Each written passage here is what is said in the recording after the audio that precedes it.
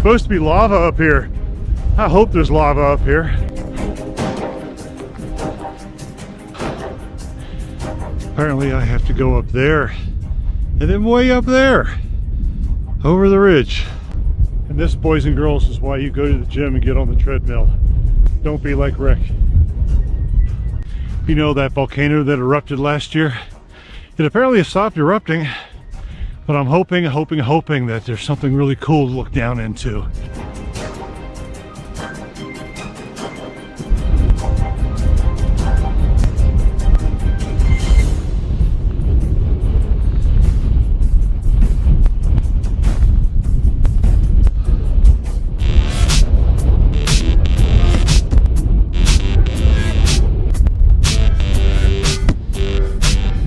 I just walked on top of a volcano.